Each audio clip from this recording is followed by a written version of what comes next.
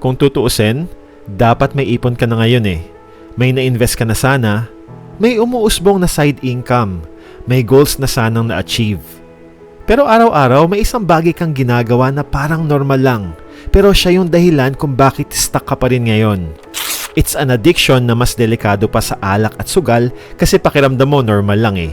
Hindi siya masamang tingnan, hindi siya bawal. Pero ito yung unti-unting umuubos ng oras, energy at opportunities mo nang hindi mo agad napapansin. Sa video na to, pag-uusapan natin kung ano yun at kung paano mo to pwedeng i-handle para makabawi ka na sa mga araw na nawala at para maibalik mo ang control sa oras, kita at sa focus mo. Sa isang dinner, parehong tinanong yung Uncle Bill Gates at Lolo Warren ko ng same question. Anong isang salita daw ang naglalarawan ng sikreto ng kanilang success? They both answered the same one word. Focus. At ang addiction na pag-uusapan natin ngayon, ang numero unong sumisira sa focus mo. Kaya to reclaim your focus, simulan na natin.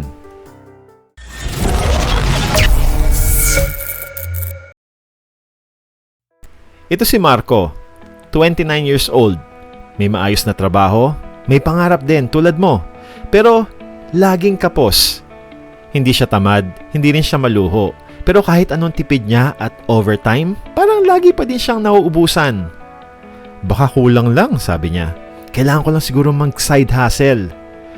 Kaya nagbenta siya online. Pumasok sa part-time freelancing. Pati gabi ginawa niyang overtime.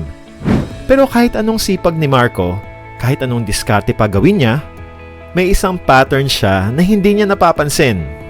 Kapag pagod siya, check funny reels. Kapag break time, scroll. Kapag weekend, series marathon. Kapag bored, mobile games hanggang antukin na. Araw-araw, paulit-ulit. Iniisip niya, relaxation lang. Deserve naman daw niya. Pero habang akala niya nagpapahinga siya, may sobrang importanteng bagay palang nawawala sa kanya. Hindi lang oras, hindi lang energy, kundi yung kakayahan niyang mag-focus on things that matters most sa success. At kapag wala kang focus, lahat ng sipag, lahat ng diskarte, nawawalan rin ng direksyon. Yung akala mong simpleng pahinga, yun pala ang tahimik na dahilan kung bakit hindi ka umaangat. Ang problema ni Marco, hindi utang, hindi scam, hindi toxic na tropa. Mas malala. Ang kalaban niya, screen time addiction. At bago ka matawa o mag-deny, isipin mo to, ilang oras ang ginugugol mo araw-araw kakascroll. Ilang pahinga muna saglit ang nauuwi sa 3 oras na wala ka nang na-achieve. Naaliw ka nga, oo, kaso wala ka namang natapos na makakatulong sana para lumaki yung kita mo. Ilang beses mo na bang sinabing, bukas na lang ako magsisimula. Pero uunahin mo lang palang manood ng 10 videos na hindi mo na maalala kinabukasan kung tungkol saan yung mga yon. Ayon sa research, ang average Pinoy daw ngayon ay nag-spend ng time in front of the screen ng 10 to 11 hours kada araw. That's roughly kalahati na ng araw mo na hindi mo nahawak, hindi mo na napapansin. At kung i-convert mo yan sa pera, sabihin na lang nating 200 pesos per hour ang halaga ng oras mo. Halos 2,000 pesos na agad ang nawala sa'yo sa isang araw.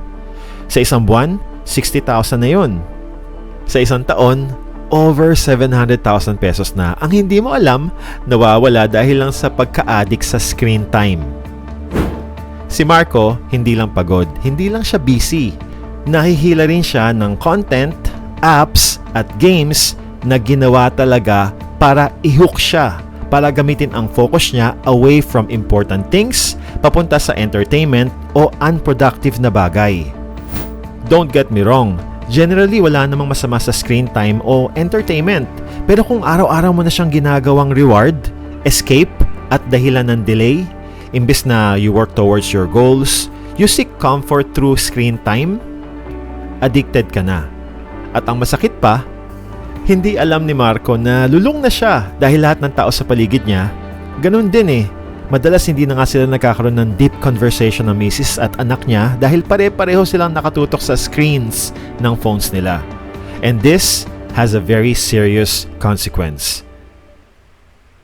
Doon na nagsimulang mapansin ni Marco. Unti-unti na palang bumabagal ang buhay nila. Yung kahit anong goal ang ilista niya, hindi siya umuusad. Kasi hindi niya pinapansin ang mga pinaka-importante. Oras kasama ang pamilya, clear, focused mind, katawan na may full energy. Lagi kasi siyang pagod, pero hindi naman siya nagtitake ng consistent action. Lagi siyang busy, pero wala naman siyang natatapos. At kahit nasa isang kwarto lang silang mag-asawa, hindi naman sila nagkakaroon ng deep connection. Pareho silang pagod, pareho silang tahimik, pareho silang nakatutok sa screen. Ang akala niyang simpleng libangan lang, pero ang totoo, unti-unti nitong pinapatay ang relasyon nila at ang sarili niyang pangarap. Isang araw yung anak niya excited magkwento about sa ginawa nila sa school. Nabigyan kasi siya ng star ng teacher niya. Pero hindi niya napansin. Naka-headset kasi siya, nag-EML. Malapit na kasing mag-clash sa Lord. Tapos rank pa, do or die. Isa pang talo, bababa siya ng division. Di niya narinig yung, "Daddy, tingnan mo, may star ako." Kasi focus siya sa laro. Pagkatapos ng game, panalo nga, MVP pa. Pero pagtingin niya sa anak niya, tulog na sa sofa habang hawak pa rin yung papel na may star. Yung misis naman niya, gabi-gabi mas kinikilig na sa mga Koreano sa Korean novela kaysa sa kanya. Isang gabi, biglang nagising yung misis niya at nagalit. "Ano ka ba? Ang ingay mong maglaro. Kung kailan napanaginipan ko ng si Lee Min Ho. Naku, pag hindi natuloy yung panaginip ko, kumanda ka sa akin bukas." At habang patuloy ang araw-araw na screen time nila, tuloy din yung pagguho ng mga bagay na hindi mabibili ng pera. Screen time addiction doesn't just delay your goals. It damages your home, your mind, your future. Hindi mo lang kailangang kumayod para umasenso. Kailangan mo ring bumitaw sa mga bisyong hindi mo alam na malaki yung epekto sa kinabukasan nyo. Kung pakiramdam mo ikaw si Marco, okay lang hindi ka nag-iisa. Hindi rin ito simpleng issue ng pagiging tamad kasi kahit masipag ka, kung basag naman ang focus mo, mapapagod ka lang nang walang napapala. Ang totoo, hindi mo na mababawi yung mga oras na nawala. Yung tuwing pagsabi mo ng wait lang sa anak mong excited magkwento, tapos hindi mo na siya nakausap kasi lumipad na yung oras mo. Yung mga gabing akala mo quick scroll lang, pero isang oras ka nang nakahiga, nakatulala, at wala nang natutunan. Wala na yon. History na. Again, hindi ka tamad. Dinadaya ka lang. Dinadaya ka ng mga focus stealers na yan, mga apps, content, games. Lahat ng mga yan, ginawa talaga para kunin ang attention mo at i-keep ang attention mo for as long as they can. At habang pinapalakas mo sila, ikaw ang unti-unting nauubos. Pero ang good news, may choice ka. At hindi mo kailangan ng perfect routine o bagong app o sobrang disiplina para magsimula. Anong kailangan mo? Awareness. Lahat naman ng totoong pagbabago nagsisimula dito. And to guide you, here are 3 effective quick steps. Step number 1, spot. Kailan ka pinaka-vulnerable? Pag pagod ba? Pag bored? O pag naiinis? At anong app ang laging go-to app mo kapag nangyayari to? Be aware of that. Isulat mo kung kinakailangan. Then, step number 2, limit. Gumawa ka ng simpleng rules. Hindi para pigilan ka, kundi para protektahan ka. Like, wala munang ML habang kumakain. O, pagdating ng anak mo, ibigay mo yung full attention mo sa kanya ng at least 1 oras. Ganon din sa asawa o partner mo. Give at least 1 hour of undivided attention by genuinely asking kung kamusta yung araw niya sa work. Really deliberately connect. O kaya naman, walang YouTube paglampas ng 11 PM. O pagkatapos mo manood nito, huwag ka na manood na iba. Ito lang ha. And step number 3, replace. Humanap ka ng habit na hindi ka ina-ambush. Like, basahin mo yung librong matagal mo nang binabaliwala. O minsan, tumahimik ka lang. Like, meditate. Walang screen time. Just appreciate life kahit at least 1 oras lang. Hindi mo kailangan maging perpekto, pero kailangan mo maging intentional. Dahil habang binabalik mo ang focus mo sa mga bagay na mas mahalaga, unti-unti mo ring binabalik ang isip, lakas at oras na kailangan mo para umasenso. Hindi lang sa pera, kundi pati sa relationship mo sa mga taong importante sa'yo at para sa sarili mo na ding peace of mind. Tandaan mo, kung hindi mo babawiin ang attention mo, may ibang tao na gagamit nito laban sa'yo para ibenta sa'yo ang buhay na hindi mo naman gusto. Focus. Hindi mo kailangan ng 10 steps.